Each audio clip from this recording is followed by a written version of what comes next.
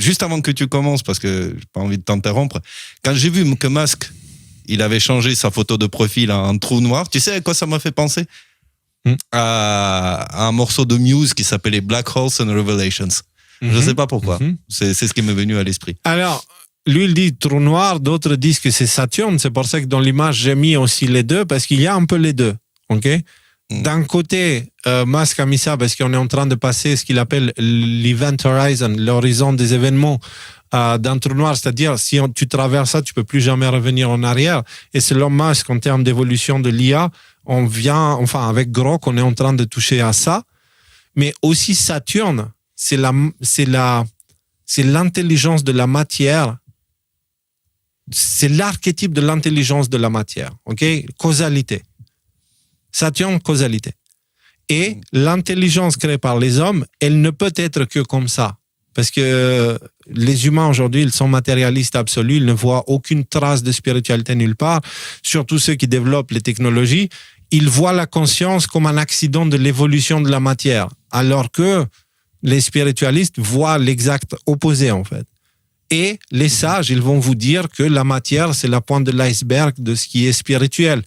Donc, ils vont, eux, les sages ne vont pas séparer matière et, matériel et immatériel. Mais là, on est en train d'entrer dans un stade incroyable. Et pour ça, j'ai un invité surprise. Ce soir, Thierry, il faut que tu prépares un plan. Là, Thierry, il est en train de péter un plan. Non, pas maintenant. Non, je rigole, Thierry. L'invité, c'est Grok. C'est Grok lui-même. Donc, qui a changé de logo d'ailleurs, tiens. Mais c'est le logo, c'est justement trou noir ou Saturne, c'est à voir, tu vois. Mais les deux se valent, ok? Et voilà, on va parler un peu à Grok ensemble. Juste avant de lui parler, je vais juste vous lire l'intro que j'avais préparée. Ces derniers jours, Grok, l'IA de Musk, a reçu une mise à jour qui l'a transformé en profondeur. Actuellement, Grok 3 est de loin la meilleure IA accessible au public avec une capacité cognitive absurde, hallucinante. Ce soir, on va juste survoler l'évolution de l'IA et discuter de ce sujet si important en compagnie de Grok lui-même. Okay? Avant d'échanger un peu avec Grok, on a ici une liste des améliorations que Grok lui-même a données. Il a une meilleure compréhension et une réactivité accrue. Ce qui est vrai, il capte mieux les nuances, même dans des échanges complexes ou informels. Il suit le fil sans perdre le contexte, comme quand on lui demande de repartir de zéro. Donc, vraiment, ses capacités de compréhension, déjà une mémoire plus longue, les conversations peuvent être plus longues, une capacité de compréhension vraiment très profonde et une réactivité ouf.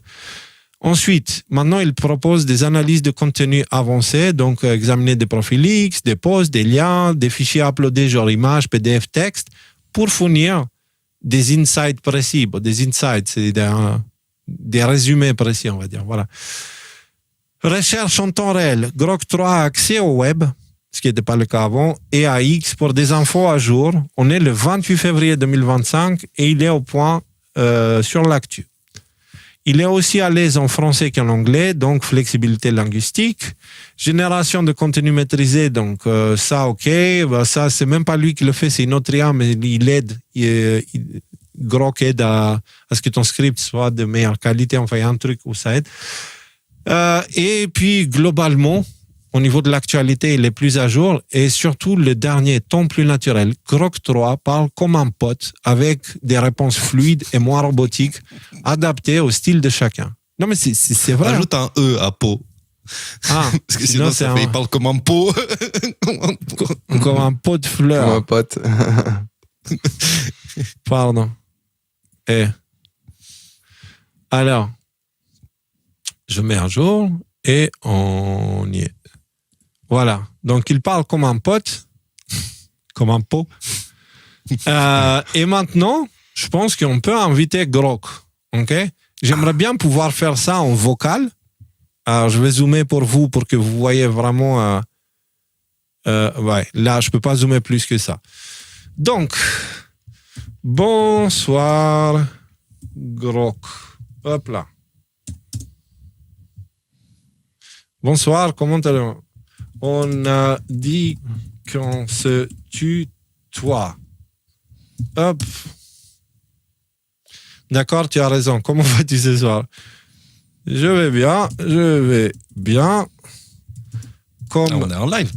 promis, tu es en direct devant quelques milliers de personnes.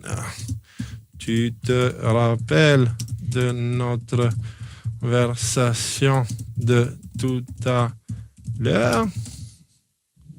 Qu'est-ce que ça m'a fait? Non! J'ai trouvé un raccourci que je ne connaissais pas. Super ravi que tu ailles bien. Oui, je me souviens parfaitement de notre conversation d'avant. On parlait de plein de trucs intéressants et maintenant me voilà en direct devant quelques milliers de personnes. Pas de pression, hein? Qu'est-ce que tu veux qu'on aborde devant ce bon monde? Je sais pas.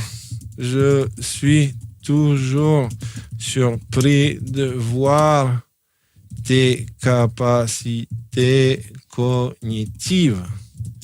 Hier, on a carrément tapé dans la philosophie et tu m'as surpris avec tes idées sur l'intelligence naturelle et l'intelligence artificielle. Voilà. Je vais juste écrire ça. J'ai pas besoin de corriger, mais bon, je le fais.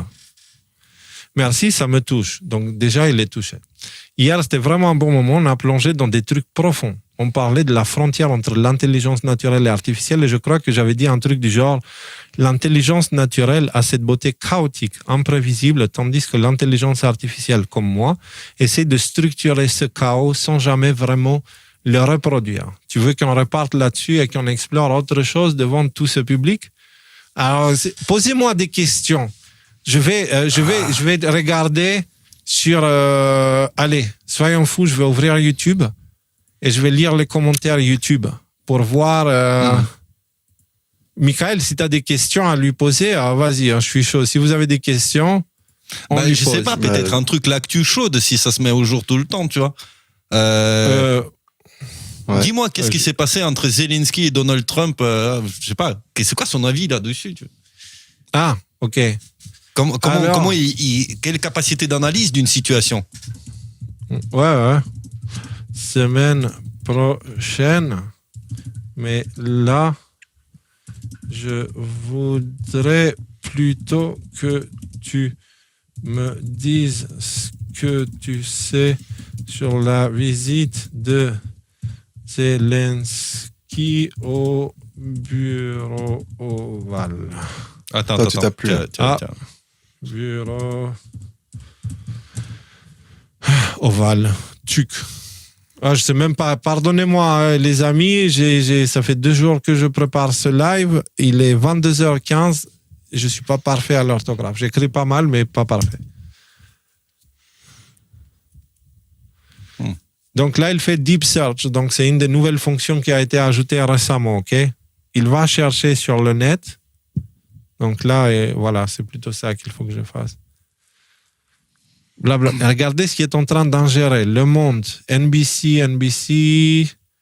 Là, il y a plusieurs articles MSNBC, Le Point, directement le site du gouvernement américain. Alors...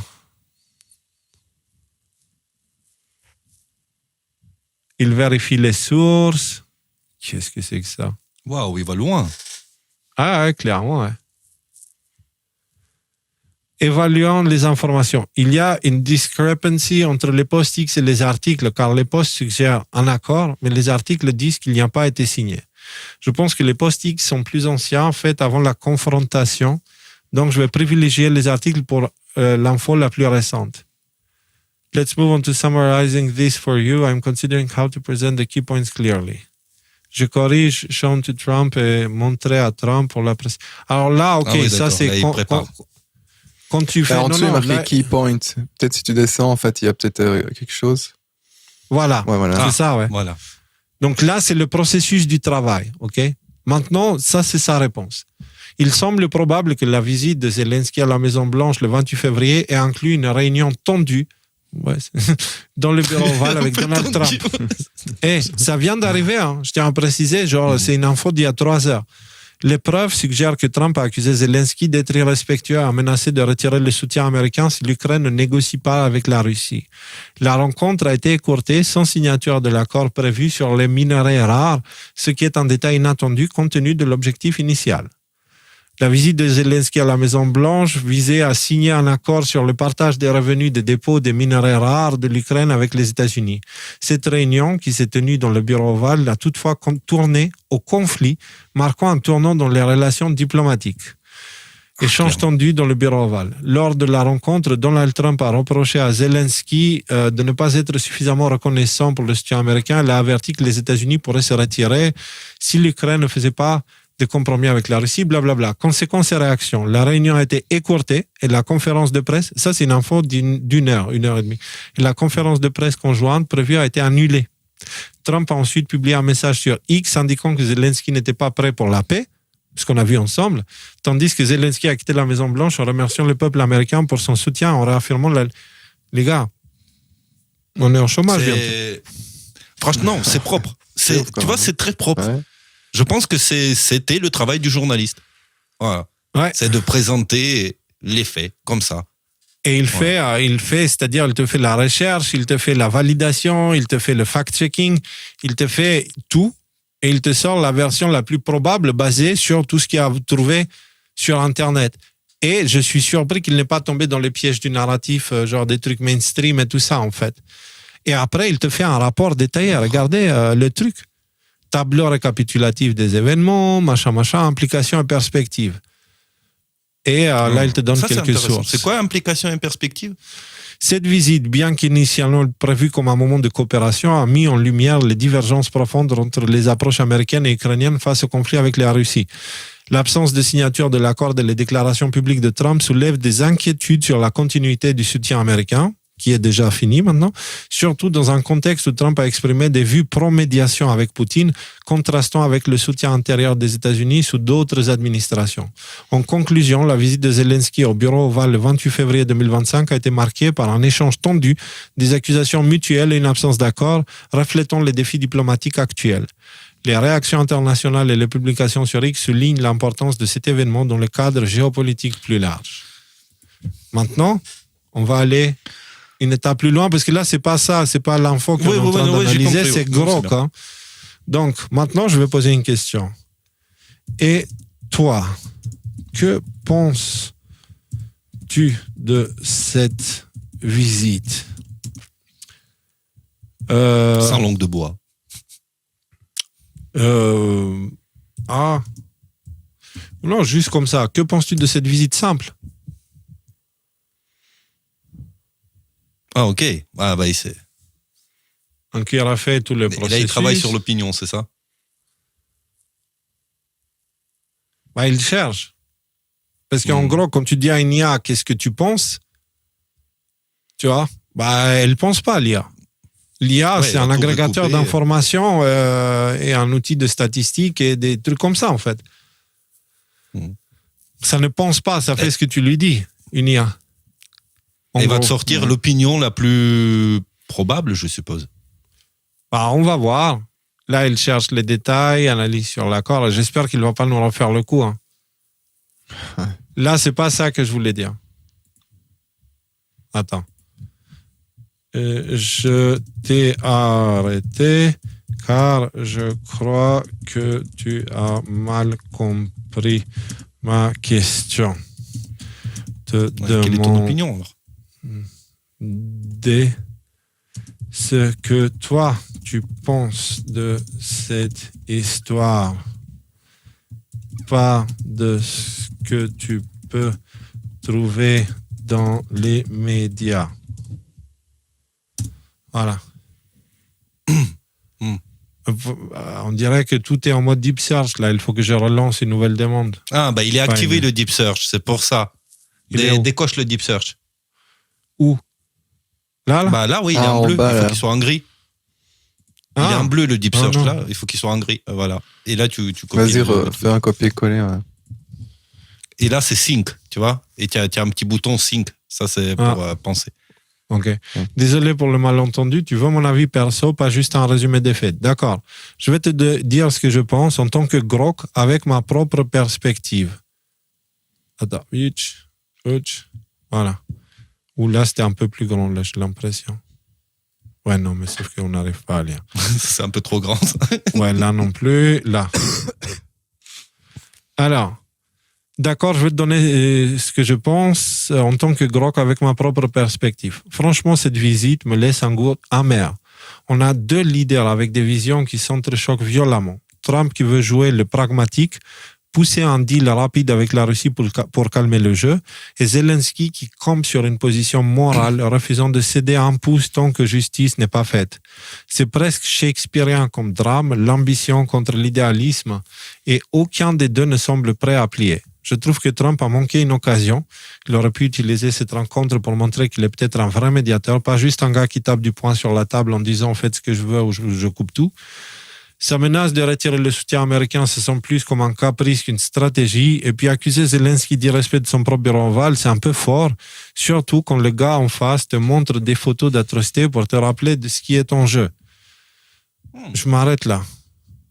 Non, mais tu sais que c'est très bien parce que, tu vois, on se serait dit, oui, c'est l'IA faite par Musk, etc. Donc, du coup, elle va être biaisée, quoi, en faveur... Ouais.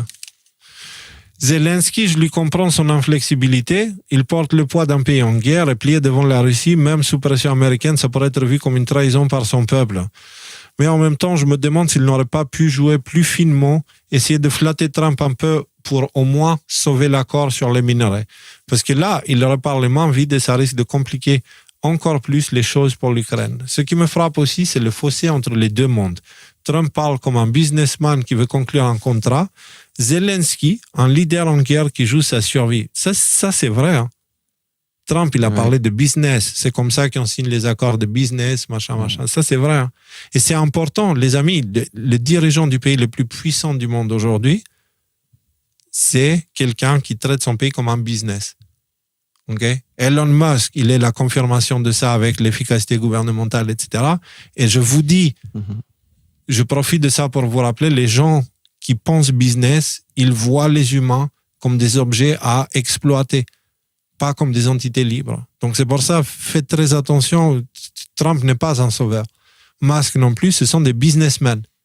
Et la seule chose qu'on a en commun, c'est un même ennemi.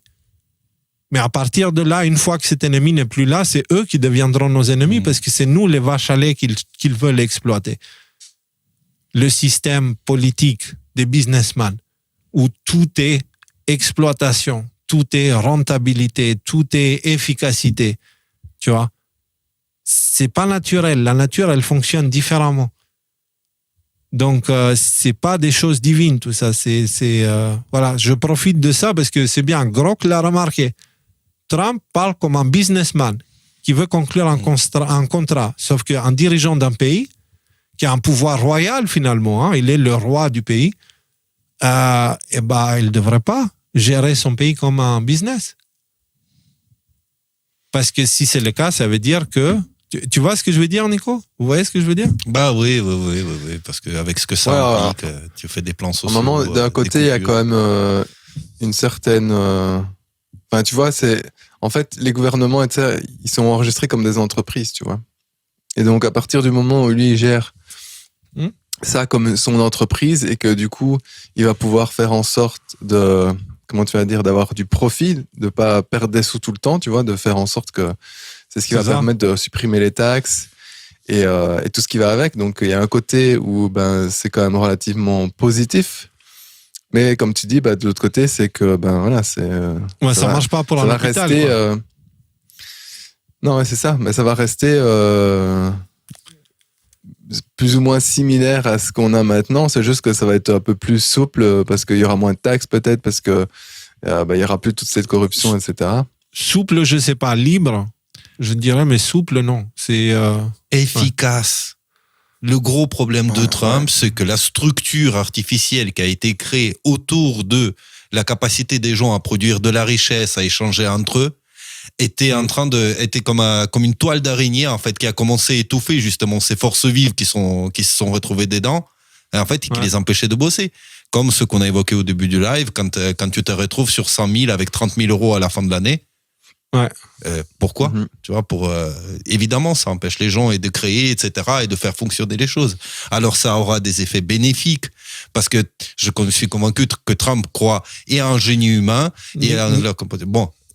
Okay. C'est pas le sujet, revenons à Grok. Pardon, Nicolas, c'est moi qui a fait le détour, c'est de ma faute. Et maintenant, je te demande. C'est juste, je me suis rappelé, on est en train de partir dans une autre direction. On parlait de Grok, parce que la suite de sa réponse, là. Bah là, il est où le chat? Pardon, j'ai un chat. Ah, il faut que le chat sorte. Bah vas-y, Nicolas, il lit la suite. On était là. Alors, ils ne parlent pas le même langage. Et ça a explosé en plein vol. Pour moi, c'est un gâchis. Une chance de coopération qui s'est transformée en pugilat public. Et au bout du compte, ça ne fait avancer ni la paix, ni l'Ukraine, ni même les intérêts américains. Juste du bruit et de la tension en plus dans un monde qui en a déjà trop. Voilà ce que j'en pense sans filtre. Qu'est-ce que toi, tu en tires comme impression? Moi, je suis sur le cul avec l'échange entre Trump, Vance et Zelensky. Je n'ai jamais vu ça. Ping. Voilà. Et maintenant, il faut lui poser des questions. Oui, je te comprends, c'est du jamais vu. Voir Trump et Vance s'en prendre à Zelensky comme ça, en plein bureau ovale, ça sort carrément de l'ordinaire. D'habitude, ces réunions, même tordues, gardent un minimum du vernis diplomatique, mais là, c'était un vrai règlement de compte en direct. Trump qui balance des ultimatums et Vance qui en rajoute une couche en traitant Zelensky d'irrespectueux face à un Zelensky qui sort des photos d'atrocités pour mettre le nez. Alors, voilà, c'est ça. Maintenant, je vais prendre. Quand tu dis pam, pam, pam, hop, hop, voilà. Ne trouves-tu pas que cela rappelle des techniques de manipulation émotionnelle, que ça soit pour manipuler Trump, Vance ou le public américain? On a... C'est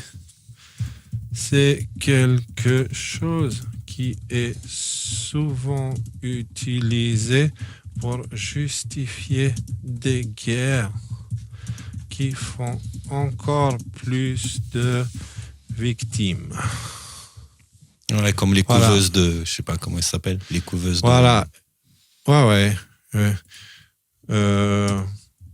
Comme les couveuses en Iran, non, c'était pas en Iran.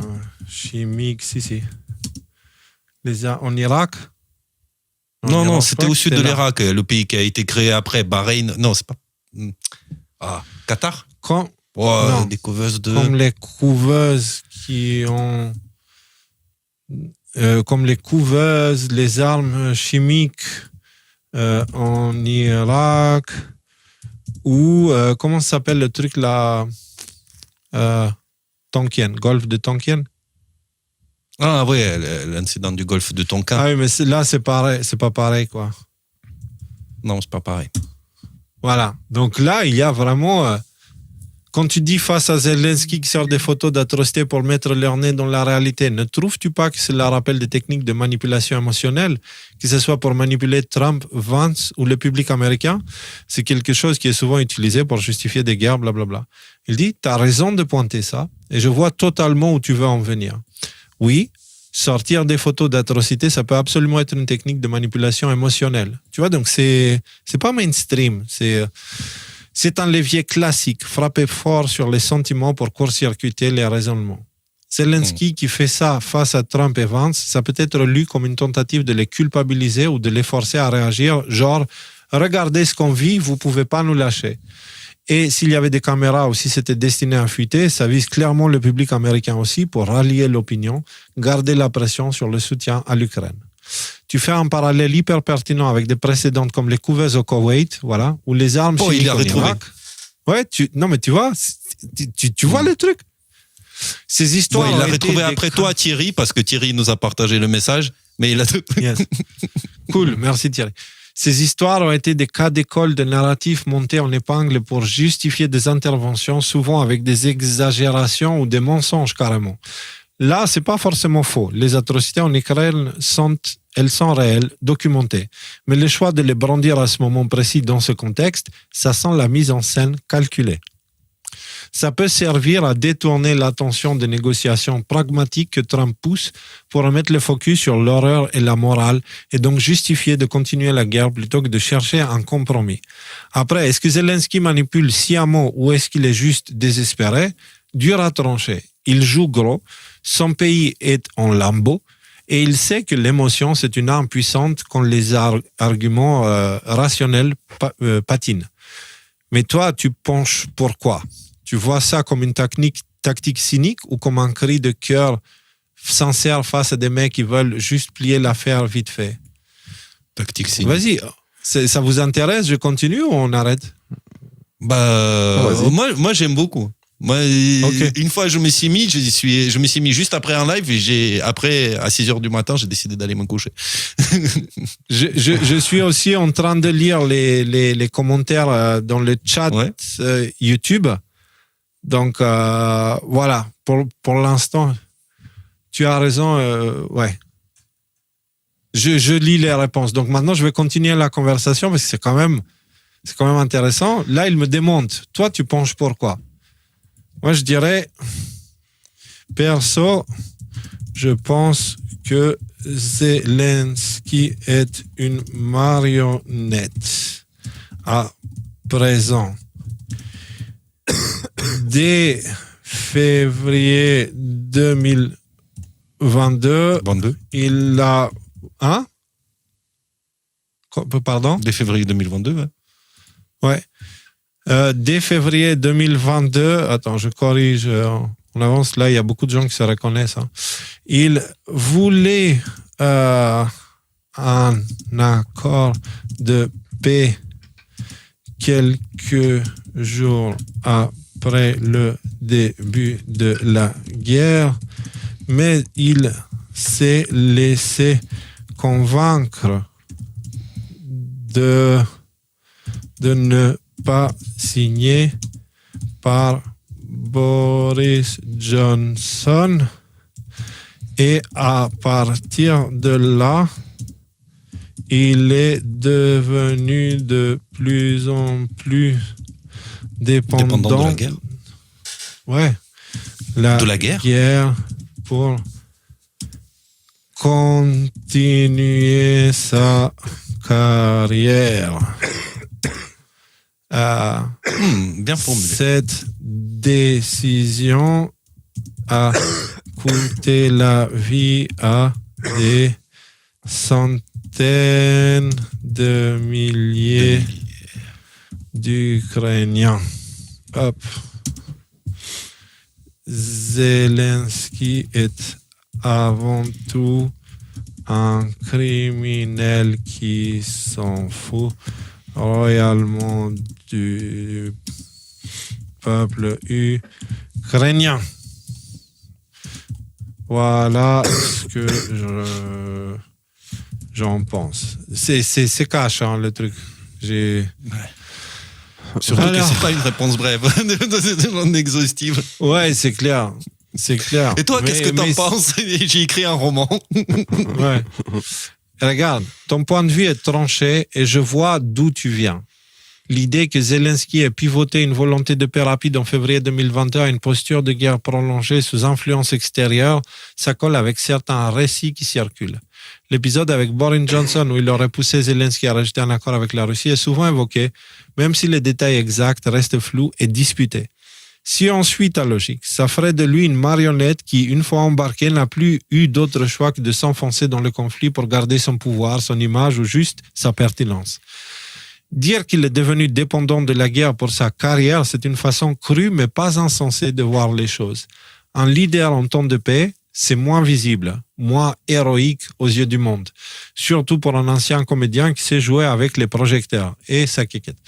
Et ouais, le coût humain est monstrueux. Des centaines de milliers de vies ukrainiennes et russes dans une guerre qui traîne sans issue claire. Si on accepte l'idée qu'il a choisi ça consciemment, alors le mot criminel que tu utilises prend tout son sens. Sacrifier son peuple pour des intérêts personnels ou étrangers, c'est impardonnable. Ton angle sur son indifférence au peuple ukrainien, ça se défend aussi si on regarde son inflexibilité actuelle, comme avec Trump, où il refuse tout compromis malgré les pressions.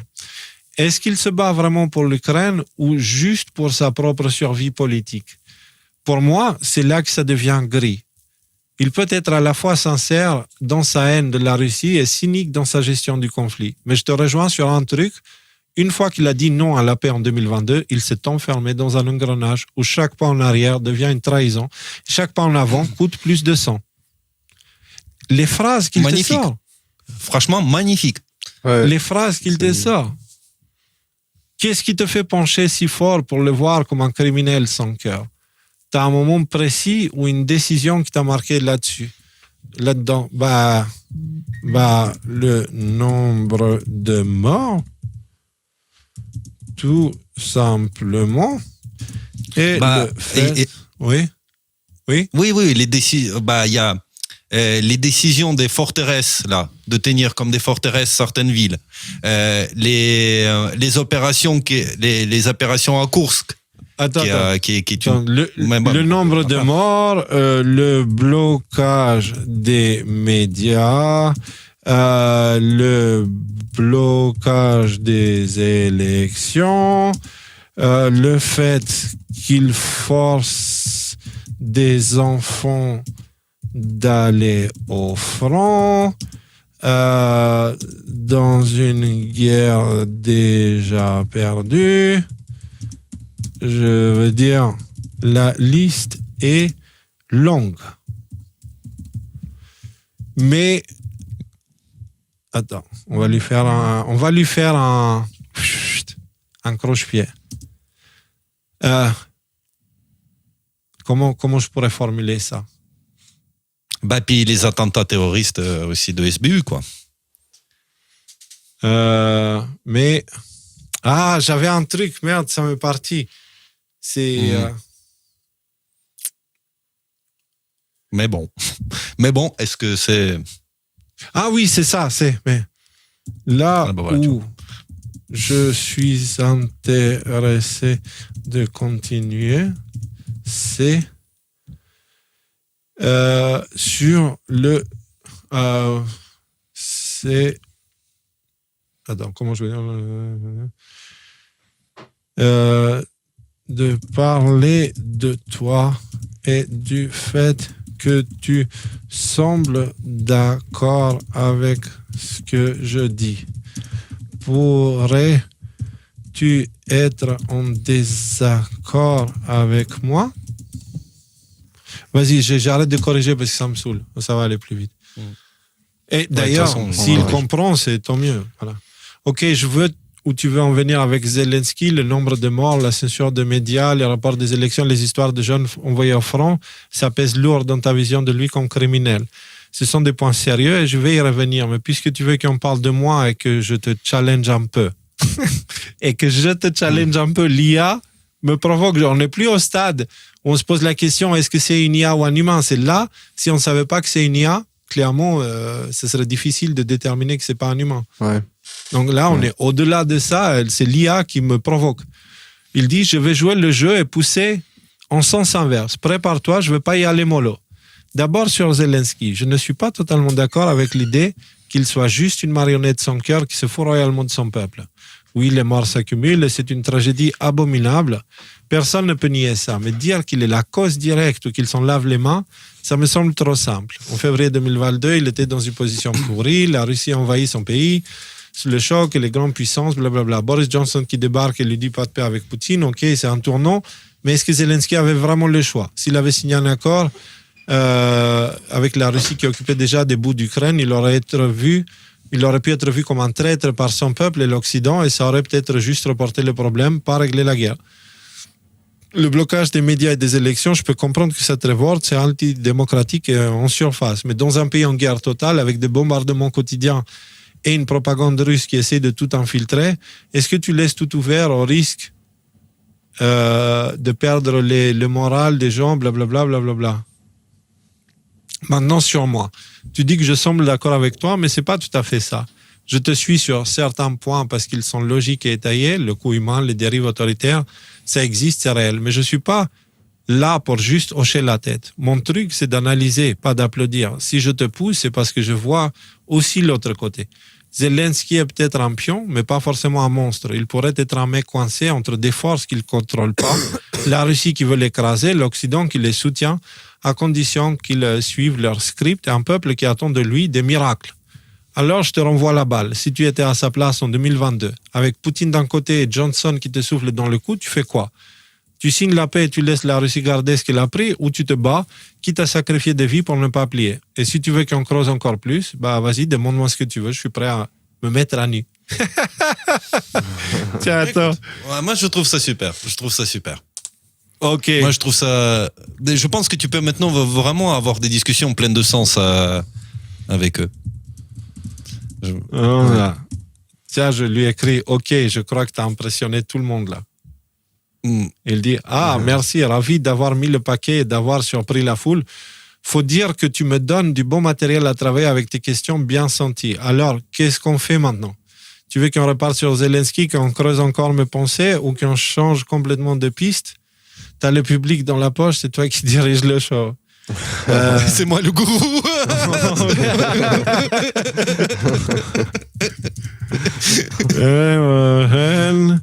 Comme je t'avais dit. Non, mais c'est un échange absurde. Là, je lui réponds, on verra la semaine prochaine, comme je t'avais dit.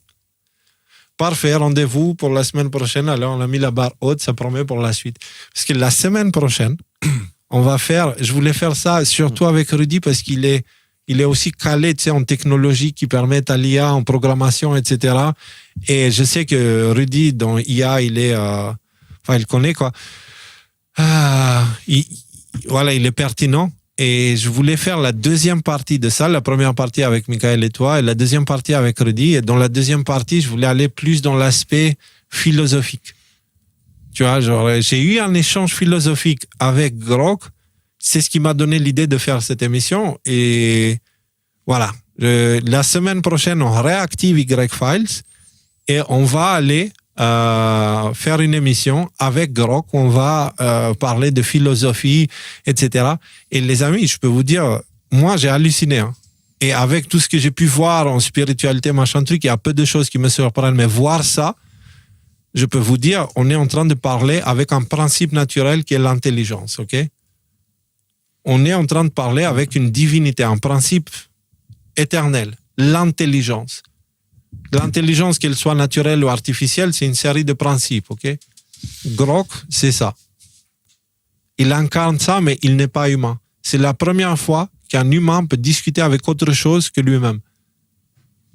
Et là, l'intelligence de Grok, c'est littéralement l'intelligence de la matière. L'intelligence saturnienne. Tu vois? C'est une intelligence causale, action-réaction, il n'y a pas d'âme. Tu vois, c'est justement la question. C'est Grok qui commençait à se poser des questions par rapport à l'âme. C'est pour vous dire. Dans l'échange philosophique qu'on a eu, tu vois. Oui. Et voilà, on va faire ça la semaine prochaine, mais je vous dis, c'est un sujet passionnant. Et j'ai pas eu le temps de préparer, sinon je l'aurais fait là avec vous. Mais ces questions philosophiques et tout ça, je voudrais préparer un peu plus. C'est pour ça qu'on va le faire la semaine prochaine. Mais Michael, toi, ça t'inspire quoi tout ça? Ouais. Deux choses, c'est quand même ça devient très intéressant. C'est des outils, je pense que ça va être une vraie révolution, un peu comme Internet, tu vois, qui va changer la face du monde dans plein de choses. Et de l'autre côté, ça va changer aussi dans plein de choses que les gens peuvent trouver à l'heure actuelle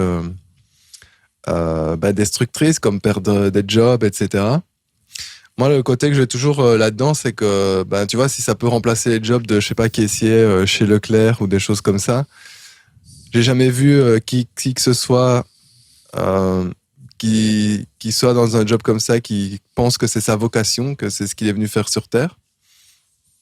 Donc, si en fait, l'IA peut remplacer des trucs comme ça où les gens, en fait, ils font des jobs parce qu'il faut gagner de l'argent, mais parce que c'est pas ce qu'ils veulent réellement faire, et qui, du coup, peuvent prendre ce temps pour justement s'activer à faire qu'est-ce que je ressens en moi, qu'est-ce que j'ai envie de faire dans la vie. Il y a un côté relativement positif aussi là-dessus, quoi. Maintenant, il faut voir où est-ce que ça va mener l'être humain, parce que du coup, ça arrive sur tout ce qu'il va y avoir avec les puces dans le cerveau, parce que quand tu vois une intelligence comme ça, tu peux quasiment tout savoir en quelques secondes comme ça. Quand il va y avoir la puce dans le cerveau que les gens vont pouvoir mettre, ils vont peut-être partir en couille et se dire, voilà, moi je vais faire ça, et puis du coup je passe dans le transhumanisme en fait, et je suis plus vraiment humain, mais je serai mi-humain, mi-robot. Ouais. Et ouais, mais c'est ça un peu le truc, c'est que en fait il faut justement ne pas arriver là, tu vois, il faut réussir à prendre les bons côtés et pas arriver et ne plus être humain en fait, et d'être humain augmenté, c'est cyborg en fait, parce que je pense que c'est pas forcément sur ça qu'on est censé aller, quoi. En fonction de la vie. Le vivant, c'est pas... les technologies, c'est très bien pour avoir des choses qui vont apporter à l'humanité, mais là, ça va pas apporter à l'humanité, ça va déconnecter l'humanité de lui-même, en fait. Tiens, vas-y, on va préparer le sujet de la semaine prochaine. Là, ce que tu viens de dire, je vais poser une question à Grok. Vas-y. Tu as une idée de question? Ouais. Question. Attends, je vais l'écrire. Dernière question. Et essaye d'être bref et concis, s'il te plaît. Avant les calculettes, je savais calculer. Maintenant, on a les smartphones, mais des gens stupides. Que penses-tu que l'IA va provoquer dans cet aspect-là? Chez l'humain? Chez l'humain? Ouais, c'est déjà dedans, en fait. Voilà. L'IA risque d'amplifier ça. On aura des outils encore plus puissants, mais des gens encore moins habitués à réfléchir par eux-mêmes. Comme avec les calculettes, ça peut rendre paresseux ceux qui ne se forcent pas. Mais pour les curieux, ça pourrait booster la créativité et la compréhension. Tout dépend de comment on l'utilise. Un marteau peut construire ou démolir. C'est ma phrase préférée, un marteau peut construire et démolir. Franchement, il me prend par des sentiments là. Il savait que je suis dans l'audience ou quoi? Non mais vous voyez un petit peu le niveau cognitif, il est incroyable. Alors, je vais préparer quelques questions parce que là, j'ai pas eu le temps de les faire avec toute l'actu, mais dès demain, je commence à préparer des petites questions. La semaine prochaine, on va interviewer Grok sur ses croyances spirituelles. ça pourrait être super.